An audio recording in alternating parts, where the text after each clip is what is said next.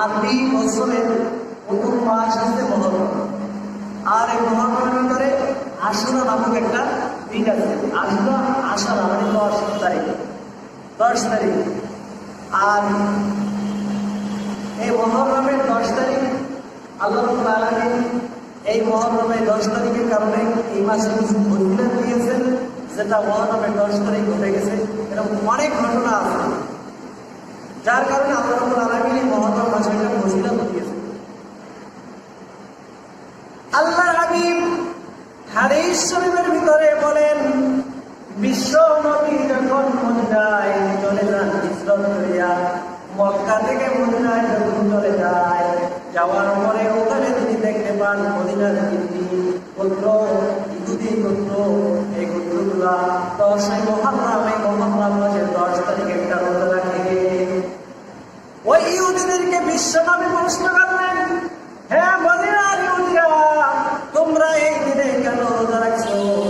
তখন ইহুদিরা জবাব দেয়, এই দিনটা একটা সম্মানিত দিন, একটি গুরুত্বপূর্ণ দিন। জিজ্ঞেস করলো যে কিভাবে হইল? তখন ইহুদিরা জবাব দেন বিশ্বনবীর কাছে যে আল্লাহ রাব্বুল আলামিন হযরত ঈসা আলাইহিস সালামকে নাজাত দান করিয়াছেন ফিরআউনের কবল থেকে।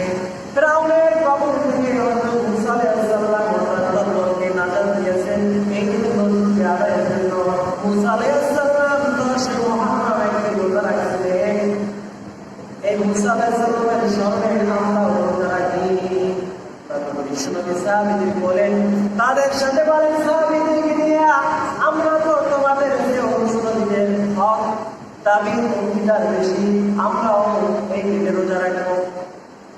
বিশ্বনবী বলেন যে আমিও যে এই সামনের বছর রোজা রাখতে দেখে বিশ্বনবী বলছেন যে তোমরা কেন রোজা রাখছো? পরে তো রোজা রাখার সুযোগ নাই ওই দিন। তখন বিশ্বনবী বললেন যে আমিও আগামী বছর এই দিনে রোজা রাখবো। সাহাবায়ে বললেন রোজা রাখার জন্য। এরপরে কিছু সাহাবায়ে বিশ্বনবীকে প্রশ্ন করলেন, ইয়া রাসূলুল্লাহ, ইহুদিরা তো এই দিনে সম্মান আর রোজা রাখবে, আমরাও কেন রোজা রাখবো? বিশ্বনবী বললেন, আমি যদি বাঁচিয়ে থাকি, আল্লাহ যদি আমাকে আগামী বছর বাঁচিয়ে রাখি, আগামী বছর 9 তারিখ আমি রোজা রাখবো। রোজার জন্য বললেন এই মহরম মাসে। বিশ্বনবী অন্য হাদিসে বলেন, এই মহরম মাসে আশুরার দিন যে ব্যক্তি একটি রোজা রাখবে, আল্লাহ রাব্বুল আলামিন এক বছরের গুনাহ তাকে মাফ করিয়ে দেবে। সুবহানাল্লাহ। যত সগীরা গুনাহ করবেন, সগীরা ছোট গুনাহ, আল্লাহ রাব্বুল আলামিন যে এই আশুরার একটা রোজার কারণে আল্লাহ রাব্বুল আলামিন বিগত 1 বছরের সগীরা গুনাহ মাফ করে দেবে। এজন্য আমরা যারা আছি সকলেই নিয়ত করি যে একটা রোজা রাখার জন্য। অন্য হাদিসে বিশ্বনবী বলেন, তোমরা ইহুদিদের মতো রোজা রাখিও না। তিনটা জিনিস উল্লেখযোগ্য, তোমরা ইহুদিদের মতো করিও না। ইহুদিরা যা করে তোমরা তার বিরোধিতা করো। হয়তো 9 তারিখ একটা রোজা রাখো, 10 তারিখ একটা রাখো, আর 10 তারিখ একটা রাখো, 11 তারিখ আর একটা রাখো। বুঝতে পারছেন? ক্লিয়ার? ইহুদিদের মতো করি না, তাদের উল্টা করো। 9 তারিখ একটা রাখো আর 10 তারিখ একটা রাখো। যদি 9 তারিখ রাখতে পারো না, মিস করো, 10 তারিখ রাখো, 11 তারিখ রাখো, তাদের মধ্যে একটা রাখো। যদি শরীরে না চলে তাহলে একটাই রাখো। কেন অসুস্থ আছে, অনেক কাজকর্ম আছে, তখন পারে না, তাহলে একটাই রাখো। কারণ তার উপরে চাপাই যাবে না। আর রমজান মাসে রোজা যখন খরচ হয় নাই, তখন এই আশুরা রোজা খরচ ছিল। আশুরার একটা রোজা খরচ ছিল, আশুরার একটা রোজা খরচ ছিল। যখন রমজানের রোজা খরচ হয়ে গেল, আশুরার রোজাটাকে খরচ হয়ে গেল। বুঝতে পারছেন? তাহলে এই আশুরার রোজার অনেক ফজিলত আছে। আশুরার এই মহরমের 10 তারিখ আশুরার দিন, এই দিনে কি কি ঘটনা ঘটছে, যে এই ঘটনার কারণে আশুরার যে একটা রোজা রাখলে আল্লাহ রাব্বুল আলামিন তাকে 1 বছরের সগীরগুলো মাফ করে দিবেন। আসলে সমাজে একটা প্রচলন আছে, মনে করে যে মহরম আসছে যে বিশ্বনবীর নাতি হযরত হুসাইন রাদিয়াল্লাহু তাআলা আনহুকে কারবালার ময়দানে শহীদ করা হয়েছে, এইটাই মনে করে। আসলে না, আশুরার দিনে হযরতে হুসাইন রাদিয়াল্লাহু তাআলা আনহু শহীদ হয়েছেন বিধায় তার সম্মান বেড়ে গেছে, কিন্তু শহীদের কারণে মুহররমের 10 তারিখে সম্মান বাড়ে না। কারণ আল্লাহ রাব্বুল আলামিন এই আশুরার ফজিলত তারা আগ থেকেই দান করেছে, যেটা অন্যান্য নবীরাও পাইছে। তাই বিশ্ব নবী যাওয়ার পর, তার নবীকে যাওয়ার পর তারপরে হযরতে হুসাইন রাদিয়াল্লাহু তাআলা শহীদ হলেন। বিশ্ব নবীর শহীদ নাতি শহীদের কারণে যদি এই আশুরার ফজিলত হইত, তাহলে অন্য নবীও তো পাইতো না, কোনোভাবেই পাইতো না। তাই যাই হোক, আশুরার দিনে কি কি ঘটনা ঘটছে এই বিষয়ে কয়েকটা ঘটনা বলার নিয়ে দিয়েছি। সর্বপ্রথম আসি, আমরা যে পৃথিবীতে বাস করি, আল্লাহ রাব্বুল আলামিন এই পৃথিবীটা তৈরি করছেন, সৃষ্টি করছেন এই আশুরার দিনে। আল্লাহ কোরআনে বলেন যে 6 দিনে আসমান জমিন সৃষ্টি করা হয়েছে। গণনার দিনের দিক থেকে আল্লাহ রাব্বুল আলামিন এই পৃথিবীটা সৃষ্টি করছেন 6 দিন। আর আমাদের দেশের একজন আলেম, তিনি এক বক্তার নাম করতে বলছেন, তার নিকট আল্লাহ 150 বছর সময় লাগে, বলে নাউজুবিল্লাহ। এত বড় আসমান জমিন আল্লাহ সৃষ্টি করছেন 6 দিনে, আর একজন মানুষ বানাইতে নাকি 150 বছর সময় লাগে। তাহলে আল্লাহর যে সৃষ্টি, আল্লাহর যে শক্তি, এইটার ব্যাপারে তার একটা কুফরি করা হয়ে থাকে। আল্লাহ বলে কোন ভাইয়ে কোন, সাথে সাথে হয়ে যাবে, কিন্তু কোনো মানুষের পক্ষে এটা সম্ভব না। আপনি এখান থেকে কোথাও যাওয়া নিয়ে করবেন, হাইটে যাইতে হবে, না গাড়িতে যাইতে হবে। আল্লাহ যদি চায় বাতাসের মাধ্যমে ঘুরে যেতে পারে না? হযরত সুলাইমান আলাইহিস সালামকে একটা শাহী তখ্ত দিলেন, রাজত্ব দিলেন, যেটার ভিতরে 6 লাখের উপরে মানুষ ছিল। 6 লাখের উপরে তিনি এক সকাল এক বিকালের মধ্যে তারা তামাম পৃথিবীটা ঘুরে আসতে পারতেন। আজকে তামাম পৃথিবী ঘুরে আসতে হবে এমন কোন হেলিকপ্টার, রকেট আবিষ্কার হয়েছে এগুলো পারবে না। আটলান্টিক মহাসাগর পাড়ি খেতে সময় লাগে 22 ঘন্টা, এক কোনা দিয়ে পারি বিমান এত গতিতে চলে, তামাম পৃথিবী ঘুরে আসতে পারবে না। অথচ সুলাইমান আলাইহিস সালাম একটা শাহী তখ্ত দিলেন, যেটা সিংহাসন দিলেন, এক সকাল এক বিকেলের মধ্যে, মানে একটা দিনের ভিতরে তিনি তামাম পৃথিবী ঘুরে আসতে পারতো। এটা হাওয়ায় চল, কোনো মেশিন ছিল না। তাহলে একমাত্র পরাক্রমশালী শক্তির মালিক হচ্ছে আল্লাহ। আল্লাহ বললেই হয়ে যায়, অথচ এই ধারণা করার কারণে আসলে তার আকীদার ভিতরে তো। যাই হোক, তাহলে আল্লাহ রাব্বুল আলামিন এই আশুরার দিনে মুহররমের 10 তারিখে এই পৃথিবী সৃষ্টি করা শুরু করেন, 6 দিনে পৃথিবীটা শেষ করে।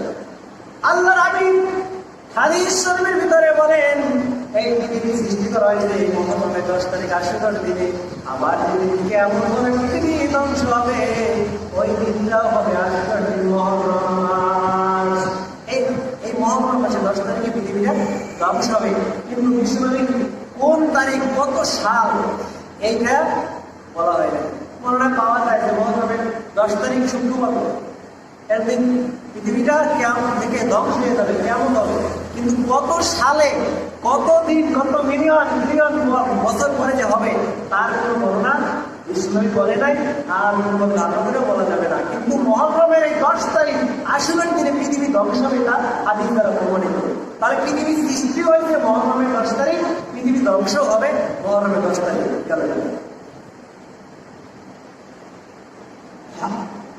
যখন পৃথিবী সৃষ্টি করা হলো, এরপর আল্লাহ রাব্বুল আলামিন পৃথিবীতে প্রথম জিন জাতি পাঠিয়েছিলেন। জিন জাতিরা আসে বিভিন্ন রকমের দুনিয়ায় দাঙ্গা হাঙ্গামা, আল্লাহ বন্ধুকে বিভিন্ন রকম কর্মে কিন্তু হয়। এক পর্যায়ে দুনিয়া থেকে জিন জাতিকে ফেরেশতাদের মাধ্যমে দূর করে দেওয়া হয়, বিলীন করে দেওয়া হয়। এরপরে আল্লাহ রাব্বুল আলামিন তিনি ন্যায় করেছেন যে এই দুনিয়া একজন খলিফা পাঠাবেন। ইন্নী জাইলুন ফিল আরদি খলিফা, আল্লাহ জমিনে খলিফা পাঠাবেন। খলিফাকে সর্বপ্রথম মানুষ হচ্ছেন আদম আলাইহিস সালাম, আর আদম আলাইহিস সালামকে সৃষ্টি করা হয়েছে এই 10 মুহররম। আদম আলাইহিস সালামকে সৃষ্টি করতে 10 মুহররম। তাহলে যে আমাদের আদি পিতার জন্ম সৃষ্টি এই 10 মুহররম।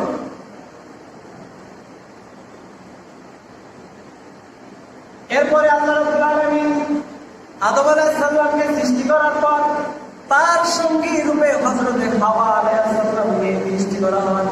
যখন হাওয়া আলাইহিস সালামকে সৃষ্টি করা হলো, তাদেরকে জান্নাতে বসবাস করার জন্য নির্দেশ দেওয়া হলো। এরপর আল্লাহ রাব্বুল আলামিন জান্নাতের নাজ নেয়ামত তাদেরকে ভোগ করার জন্য বললেন, কিন্তু একটা আমাকে তোমরা জান্নাতের সকল নাজ নেয়ামত খাও, এখানে আরামাইশে থাকো, কিন্তু নির্দিষ্ট মাশাআল্লাহ, ওই গাছটার কাছে তোমরা যাইও না, ওই গাছটার নিকট যদিও হইও না। শয়তানের প্রতারণার কারণে এক পর্যায়ে দেখা গেল ওই গাছের ফল খাইয়ে মানলো। এরপরে আল্লাহ রাব্বুল আলামিন তাদের পক্ষ থেকে তাদের জান্নাতি পোশাক তুলে নিলেন। শুধু পোশাক তুলে দিলেন না, এরপরে এক পর্যায়ে তাদেরকে দুনিয়ায় প্রেরণ করে দিলেন।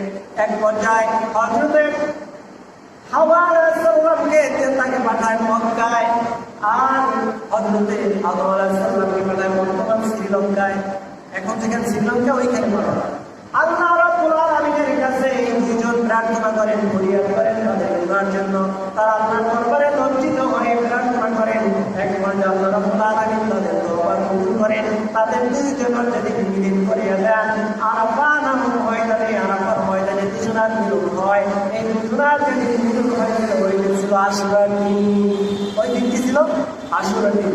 আসলে এই ঘটনা থেকে প্রমাণিত হয় আজকের সমাজের মানুষ, এক শ্রেণীর মানুষ আছে, তারা শুধু হযরত হুসাইন রাদিয়াল্লাহু তাআলা আনহুকে শহীদ করা হয়েছে এই ঘটনাকে কেন্দ্র করে তারা হায় হোসেন বলিয়া তারা নিজেদের শরীরে তারা নিজের মেরে বের হয়, হাতে সবুজ পতাকা থাকে, বিভিন্ন রকমের তারা আনন্দ মতো তারা মিছিল বের করে, এবং এমনকি তারা একজনকে একজনের ছুরি দ্বারা আঘাত করে, রক্তাক্ত করে, বাচ্চাদের মাথায় মিলিট দিয়ে পৌঁছায়। এবং ইন্টারনেটে সার্চ দিলে আপনারা পাইবে যে একটা দল এরকমের আছে, হাই হোসেন। আসলে আশুরার যে ফজিলত, তাদের যে আশুরার যে মূল ঘটনা, তারা এটা উপলব্ধি করে না, জানতে প্রয়োজনও চেষ্টা করে না। এই ঘটনা যে হযরত আদম আলাইহিস সালাম এবং হাওয়া আলাইহিস সালামকে দুনিয়ায় আবার মিলিত করে দেন আশুরার এই দিনে, এই ঘটনার প্রতি যদি আমরা একটু চিন্তা গবেষণা করি, তাহলে এই দিনটা একটা এই মাসটা একটা তওবা কবুলের মাস। তওবা কবুলের মাস। আল্লাহ হযরত আদম আলাইহিস সালাম এবং তার স্ত্রী হাওয়া আলাইহিস সালামের তওবা কবুল করে আল্লাহ রাব্বুল আলামিন তাদেরকে দুনিয়ায় আরাফার ময়দানে একত্রিত করে দেন। তাহলে আমরা যারা অন্যায় করেছি, মানে গুনাহ কাজ করিনি, মানুষ এমন কেউ নাই, এমন কোনো মানুষ নাই। নবীদের কথা ভিন্ন। নবীরা ছিলেন মাসুম, অর্থ নিষ্পাপ, আর সাহাবারা ছিলেন মাহফুজ, মানে তাদের দ্বারা অর্থ হয়েছে এটা যে সাহাবাজ মানেও গুনার কাজ করছেন, গুনার কাজ করার পরে গুনার উপরে অটল ছিলেন না। আল্লাহ তাদেরকে তওবা করাইয়া তারা গুনাহকে অনুতপ্ত করে, লজ্জিত হয়ে তওবা করে দুনিয়া থেকে মাসুম হয়ে গেলেন, তারাও নিষ্পাপ হয়ে গেলেন, তাদের গুনাহ আল্লাহ মাফ করে দিলেন। তার কারণে আমরা সমস্ত সাহাবাদের ব্যাপারে বলি রাদিয়াল্লাহু তাআলা আনহু, আল্লাহ তাদের প্রতি রাজি হয়েছে, তাদের জন্য মাফ করেছে। আমরা সাধারণ মানুষ যারা আছে তারা গুনাহ করতে কেউ নয়, সবাই গুনাহ করি। কিন্তু আমরা এই মাসে যেহেতু আমাদের আদি পিতা আদি মাতা হযরত হাওয়া এবং আদম আলাইহিস সালামের গুনাহ মাফ করে যখন তাদেরকে আবার দুনিয়ার জমিনে যে আরাফার ময়দানে তাদের মিলন ঘটাই দিলেন, আমরাও যদি আমাদের নিজেদের তওবার কথা স্মরণ করে তওবা করি, তাহলে আল্লাহ আমাদেরকে মাফ করে দেবে। তার একটা এই মাসটা তওবার মাস, সেই হিসাব করলে একটা তওবার মাস। তাহলে এই জন্য আমরা যারা আছি, যারা আমরা অন্যায় করি এমন কেউ নয়, এই মাসে আমরা তওবা করি আল্লাহ তাআলার দরবারে, আল্লাহ আমাদের গুনাহ মাফ করে দেবেন। দুনিয়ায় একজন নবী পাঠাইছেন যার নাম হযরত ইদ্রিস আলাইহিস সালাম। এই আলাইহিস সালাম এত পরিমাণ ইবাদত করলেন, আল্লাহকে রাজি খুশি করলেন, হযরত আজরাইল আলাইহিস সালামকে তাকে বন্ধু বানিয়ে দিলেন। হযরত আজরাইল আলাইহিস সালামকে আল্লাহ বন্ধু বানিয়ে দিলেন।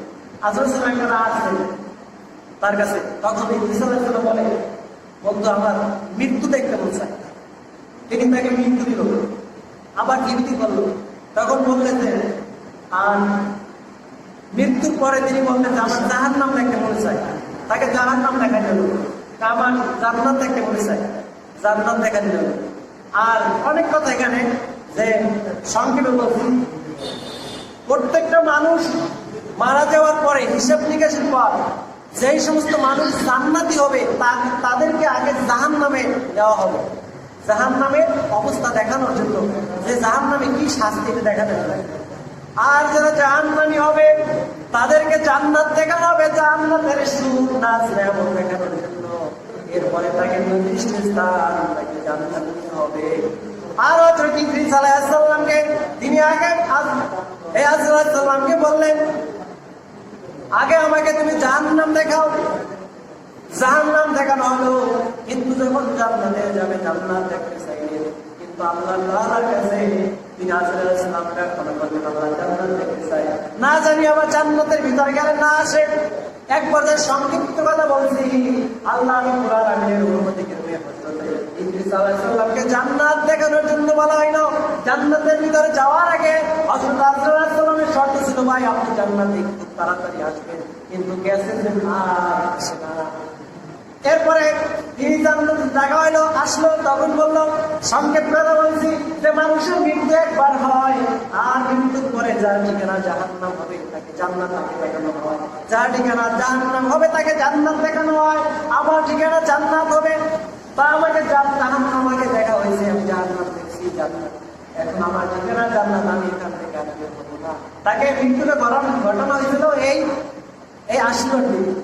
সংক্ষেপ কথা বলছি, আশীর্বাদ দিনে তাকে এই মৃত্যু ঘটাইয়া তাকে এই জান্নাতে নিয়ে যাওয়া হয়েছে, দুনিয়া থেকে জীবিত অবস্থায়। জীবিত অবস্থায় তাকে মৃত্যু দেওয়া হয়েছে, আবার তাকে জীবন ফিরিয়ে দেওয়া হয়েছে, তারপরে জাহান্নামে নেওয়া হয়েছে জাহান্নাম দেখানোর জন্য, আবার জান্নাতে সেই ঘটনা হয়েছিল এই আশীর্বাদ দিনে 10 মহরম। আপনারা সকলেই জানেন হযরত নূহ আলাইহিস সালাম একটি নৌকা বানিয়েছিলেন, এই দুনিয়ার যুগে সর্বপ্রথম নৌকা বানিয়েছিলেন হযরত নূহ আলাইহিস সালাম। কালাম থেকে বাঁচার জন্য আমরা আর এই নৌকাটা যখন তিনি, সংক্ষেপ কথা বলছি, নৌকাটা যখন ফেরাউনের সময় তিনি ছেড়ে দিলেন, নৌকা 40 দিন পর্যন্ত বন্যায়, আসমান থেকে পানি আসে, জমিন থেকেও পানি আসে, 40 দিন পর্যন্ত পানি উঠতে উঠতে সমস্ত কিছু পাহাড় পর্বত গাছপালা একাকার হয়ে গেল। এক পর্যায়ে নৌকাটা ভাসতে ভাসতে দুই পাহাড়ে গিয়ে থামে। ওই দিনটা ছিল আশীর্বাদ দিনে এই নৌকাটা যদি পাহাড়ে, কোনো মেশিন ছিল না, ইঞ্জিন ছিল না, যদি পাহাড়ে গিয়ে থামে, তাহলে অনেক দিন পর্যন্ত যে পানি উঠতে 40 দিন পর্যন্ত উঠতেই রয়েছে, মাটি ফেটে উঠতে রয়েছে, মানে সব একাকার হয়ে গেছে। মানে আল্লাহ তাআলার পক্ষ থেকে একটা গজব ছিল এই প্লাবন। তাই এই প্লাবন থেকে আল্লাহ মুসা আলাইহিস সালাম, নূহ আলাইহিস সালামকে এবং তার অনুসারীদেরকে বাঁচাইলেন, কিন্তু ভাসতে দিলেন সমুদ্রের মধ্যে। এক পর্যায়ে যে একটা কোন একটা পাহাড়ে, যদি পাহাড়ে নিয়ে এই নৌকাটা থামাইলেন, যাতে তারা আবার জমিনের ভিতরে বিচরণ করতে পারে। এজন্য আল্লাহ রাব্বুল আলামিন ওই যেই দিন যদি পাহাড়ে নৌকাটা নিয়ে থামাইলেন, ওই দিনটা ছিল এই আশীর্বাদ। এরপরে আমরা আছি হযরত ইব্রাহিম আলাইহিস সালামকে আগুনে বানাইতে সকলেই জানেন। 40 দিন পর্যন্ত নমরুদের আগুনের ভিতরে হযরত ইব্রাহিম আলাইহিস সালাম ছিলেন। যেদিন আগুন থেকে মুক্তি, ওই দিনটা ছিল আশীর্বাদ। আল্লাহ রাব্বুল আলামিন এই সমস্ত দিক বিবেচনায় যে এই আশীর্বাদটা ফজিলত দিয়েছে। হযরত মূসা আলাইহিস সালামকে তাওরাত কিতাব দিয়েছেন, যে তাওরাত কিতাবের বোঝা ছিল 70 দাউদের বোঝা। আল্লাহ রাব্বুল আলামিন কোন মর্মে হযরত মূসা আলাইহিস সালামের কিতাব আনার জন্য যান 70 যুগের বোঝা পড়ে তাওরাত কিতাব আনেন, ওই কিতাব পড়া হয়েছিল আশীর্বাদ দিনই তাকে এই কিতাব দেওয়া ছিল।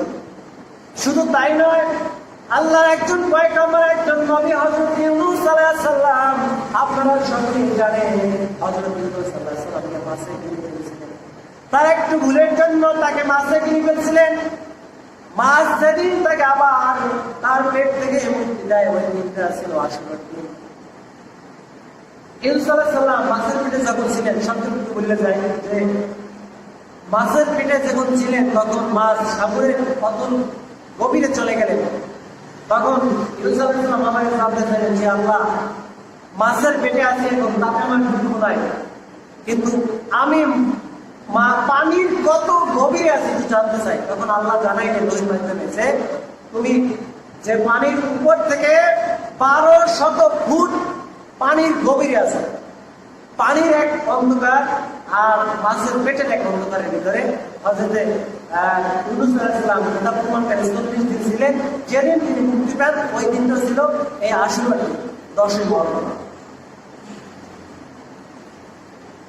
এরপরে পিছনে একটা হাদিস বলে ফেলছি, হযরত রাসূল আকরাম সাল্লাল্লাহু আলাইহি ওয়াসাল্লাম যেদিন মক্কা থেকে হিজরত করে মদিনায় যান, ওই দিন মদিনায় যাওয়ার পরে তিনি দেখলেন যে আরবে মদিনার কিছু ইহুদিরা রোজা রাখতেছেন, তখন তাদেরকে জিজ্ঞাসা করা হলো, তোমরা কে মদিনার ইহুদিরা, তোমরা এই দিনে কেন রোজা রাখতেছো? হযরতে রাসূল আকরাম সাল্লাল্লাহু আলাইহি ওয়াসাল্লামের মুশরিকরা ইহুদিরা বললেন, মুসা আলাইহিস সালামকে ফিরআউন যখন বিভিন্ন ভাবে নির্যাতন করতে করতে এক পর্যায়ে দেশ থেকে তাকে বিতাড়িত করলেন, দেশ থেকে তাড়িয়ে দিলেন, সেই দিন তিনি লোহিত সাগরের কিনারে চলে গেলেন। যাওয়ার কোন জায়গা নাই, একদিকে পাহাড় আর একদিকে সমুদ্র, আর একদিকে ফিরআউনের দল তাকে তাদের মারার জন্য ধাওয়া করতেছে। এক পর্যায়ে আল্লাহ রাব্বুল আলামিন হযরত মুসা আলাইহিস সালামকে একটা লাঠি দিয়েছিলেন, তার শরীরের মাধ্যমে সোহাইব আলাইহিস সালামের মাধ্যমে হযরত মুসা আলাইহিস সালামকে আল্লাহ বলেন, মুসা এই লাঠির কারামতে আল্লাহ আগেই তাকে দিয়েছিলেন, তার বিরুদ্ধে দেখাইছিলেন। বললেন, মুসা তোমার হাতে যে লাঠি আছে, ওই লাঠি দ্বারা সমুদ্রের ভিতরে আঘাত করো। সমুদ্রের ভিতরে আঘাত করার সাথে সাথে আল্লাহ রাব্বুল আলামিন আঘাত করার সাথে সাথে নদীর ভিতরে পারবা রাস্তা করে দিলেন। মুসা আলাইহিস সালাম যখন নদীর একদম সমুদ্রের মাঝামাঝি ফিরআউনের দলবল কেবলাইয়া নদীর ভিতরে পা রাখছে, মুসা আলাইহিস সালাম যখন নদী পার হতে গেলেন, তারা ঠিক নদীর মাঝখানে মুসা আলাইহিস সালাম দেখতেছেন ফিরআউনের দলবল তার পিছনে ধাওয়া করতেছে। মুসা আলাইহিস সালামের সাথে কেমন যে সরঞ্জাম ছিল না, তাদের সাথে যেমন উট ঘোড়া ছিল না, এইভাবে ছিল না, কিন্তু ফিরআউনের দলবল দ্রুত আসতেছিল। মুসা আলাইহিস সালাম ভয় পেয়ে বললেন, আল্লাহ পিছনে রাস্তা তুমি উঠিয়ে নিয়ে যাও। বললেন, আল্লাহ বললেন, মুসা তুমি তোমার কাজ করো, তুমি চলিয়া যাও, রাস্তা নিয়ে তোমার কোনো টেনশন নাই। এক পর্যায়ে মুসা আলাইহিস সালাম যখন নদী পার হয়ে গেলেন, ফিরআউনের দলবল ঠিক সাগরের মধ্যে, আল্লাহ বললেন কুন ফায়াকুন, পানির সাথে সাথে দুই দিক দিয়ে চাপ দিয়ে ফিরআউনের সকল দলবল সহ ফিরআউন সহ ওই নদীর সাথে পানি ওইখানে ফিরআউন দলবল সহ যখন পানির ভিতরে নিবেদিত, তখন দেখলেন ফিরআউন দেখলেন আমার এক পর্যায়ে ফিরআউন হযরত মুসা আলাইহিস সালামের বুদ্ধিমান গ্রহণ করতে চাইলেন। পানির ভিতরে যখন হাবুডুবু খায়, পানি খাইতেছে, যখন হযরত মুসা আলাইহিস সালামের বুদ্ধি ফিরআউন ঈমান গ্রহণ করবে, কালিমাটা পড়বে, তখন হযরত সিদ্দিক আলাইহিস সালাম সাগরের তলদেশে ডুব দিয়ে পানি ছেড়ে তার মুখের মধ্যে নিক্ষেপ করে কালিমাটা না পড়ে বেঈমান অবস্থায় ফিরআউন মৃত্যুবরণ করে। নাউযুবিল্লাহ। বিজ্ঞানীরা আবিষ্কার করে তার লাশটা আবার বের করছে, উঠাইছে, উদ্ধার করছে, আজ পর্যন্ত তার লাশটা অক্ষত অবস্থায় আছে, কোনো মেডিসিনের প্রয়োজন হয় না। নদীর ভিতরে ছিল না কি কয় একটা পোকামাকড়, একটা মাছ পর্যন্ত তার শরীরে একটা যাই হোক, এই দিনের শরণার্থী মুসা আলাইহিস সালাম মুক্তি পেলেন, এই জন্য শরণার্থী রোজা রাখতেছিল। তখন বিশ্বনবী বলেন যে আমরাও বিশ্বনবী বললেন যে আমরাও মুসা আলাইহিস সালামের সন্তান, আমরা রোজা রাখবো। এজন্যই শুরুতেই বলছে হাদিসটা যে মুসা আলাইহিস সালামের ওই দিনের শুক্রিয়াতে 10ই মুহররমে তিনি রোজা রাখে। এজন্য বিশ্বনবী এই রোজা দেখিয়া আমাদেরকে রোজা রাখার নির্দেশ দিলেন। কিন্তু একটু ব্যতিক্রম বললেন বিশ্বনবী যে তোমরা ইহুদিদের মতো করো না, তাদের থেকে একটু ব্যতিক্রম করো, হয়তো 9 তারিখ রাখো, 10 তারিখ রাখো, বা 10 তারিখ রাখো, 11 তারিখ রাখো, যদি না পারেন 10 তারিখ একটা রোজা রাখবেন মুহররম মাসের, যেদিন করে আজকে তো প্রথম দিন শুরু হয়েছে মুহররম মাসের, সকলে একটা নিয়ত করেন, বাড়িতে যারা আছেন তাদেরকে জানিয়ে দেন, যদি একটা রোজা রাখেন আপনারা, নিয়ত যদি সহি থাকে বিগত 1 বছরের সগীরগুন আল্লাহ রাব্বুল আলামিন মাফ করে দেবেন। আজকে পর্যন্ত থাকবে আল্লাহ রাব্বুল আলামিন যে আমরা আশীর্বাদের ফজিলত অন্তত একটা রোজা রাখিও। আরো অনেক আলোচনা আছে যে বিগত 1 বছরের সগীরগুন মাফ করার তৌফিক সকলকে দান করবেন। আমিন।